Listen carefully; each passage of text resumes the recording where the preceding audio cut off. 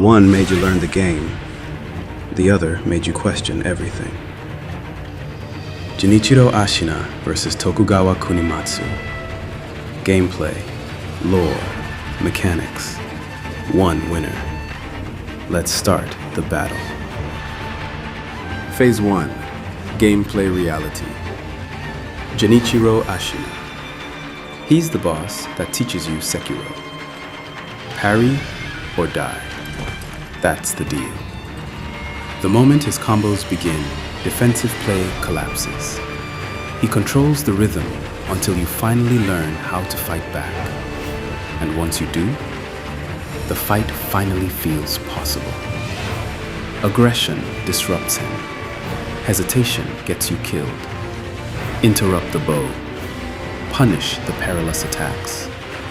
Even his lightning can be turned against him. But none of that makes him easy. It just means you finally learned the rules of the fight. Tokugawa Kunimatsu. Kunimatsu feels different, faster, less stable. Like Genichiro, he's introduced early as an impossible wall. But when you face him later, the fight never fully settles down. Find a rhythm, he breaks it. Force pressure, he punishes it. With Genichiro, mastery feels like control. With Kunimatsu, mastery just means you survive longer. Verdict. Genichiro tests whether you learned the system. Kunimatsu tests whether mastery is enough when the system starts breaking apart. Tokugawa Kunimatsu takes Phase 1. Phase 2. Lore power scaling. Genichiro Ashina. No birthright, no divine blood, raised by war. He became Ashina's greatest swordsman through obsession alone. Trained by Tomoe, one of the most gifted warriors in the entire game's lore. Genichiro's tragedy isn't his weakness, it's his clarity. He saw Ashina dying and decided immortality was the only answer, no matter the cost. In the end, he paid with his life, not in battle, by choice, to bring back the one man he believed could still save everything. A warrior who sacrificed his humanity for a land that was already lost. Tokugawa Kunimatsu, grandson of a shogun, prodigy, favorite son. Everyone knew he would rule. Then his brother was chosen instead. That moment didn't break him, it corrupted him. He didn't just reach for power, he summoned darkness to take it. A castle turned into a graveyard. But Kunimatsu's story doesn't stop there. His rage became a vessel. An ancient force used his ambition. And his obsession didn't just destroy a castle, it fractured a timeline. One man's jealousy, centuries of collapse. The contrast. Genichiro fought to save a dying land. Kunimatsu nearly destroyed one. One ended with a sword through his own chest. The other ended with history rewritten. Phase 2. Verdict. Disciplined tragedy versus corrupted catastrophe. Lore-wise, the man who fractures time outscales the man who loses a war. Kunimatsu takes Phase 2.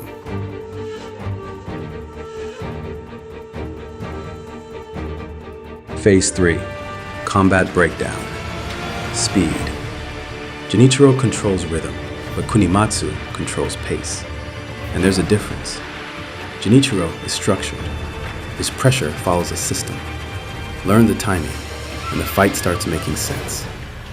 Kunimatsu never gives you that stability. He pushes harder. And unlike Genichiro, he doesn't fall apart under aggression.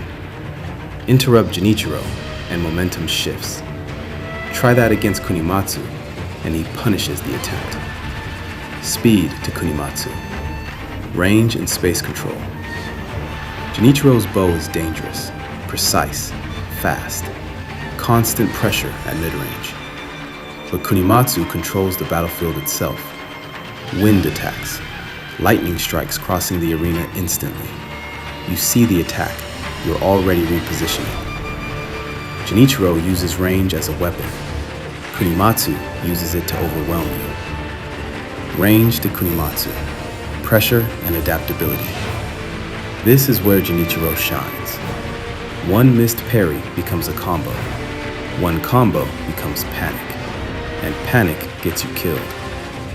Against unprepared players, he ends fights early. But against experienced players, the rhythm becomes readable. The pressure becomes manageable. Kunimatsu never fully settles into a pattern. He escalates constantly, changes tempo, breaks spacing, destroys flow. With Genichiro, mastery feels like control. With Kunimatsu, mastery just means surviving longer. Pressure to Genichiro, adaptability to Kunimatsu. Kill potential. Both bosses are lethal. Genichiro threatens immediate collapse. Lightning, mortal blade, relentless pressure from the start. Kunimatsu builds toward chaos. Phase 1 feels controlled. Then Phase 2 hits. Dual swords, wings, aerial assaults. Everything accelerates. Genichiro punishes players who haven't mastered the system. Kunimatsu punishes players who thought they already had. Kill potential to draw. Phase 3, verdict. Genichiro is the cleaner fighter, more disciplined, more controlled, more precise. Kunimatsu is the more dangerous one, faster and harder to contain. One boss you eventually understand. The other keeps changing what there is to understand. Tokugawa Kunimatsu takes Phase 3. Final Judgment. Genichiro Ashina is a warrior forged through discipline. Every strike calculated, every movement controlled. A fighter built around rhythm, precision, and mastery. Tokugawa Kunimatsu is something else entirely. He doesn't fight for control. He fights like control was already lost.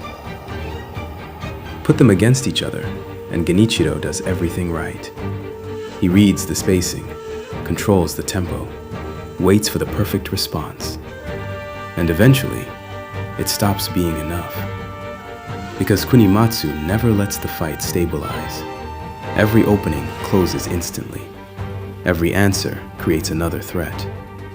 The bow gets overwhelmed by pressure. The lightning never fully shifts momentum. And once Phase 2 begins, dual swords, wings, aerial aggression from every angle, the fight stops looking like something Genichiro was built for. Discipline has limits. Chaos doesn't. Final verdict. Tokugawa Kunimatsu wins because Genichiro perfected a system, and Kunimatsu fights like systems were made to break.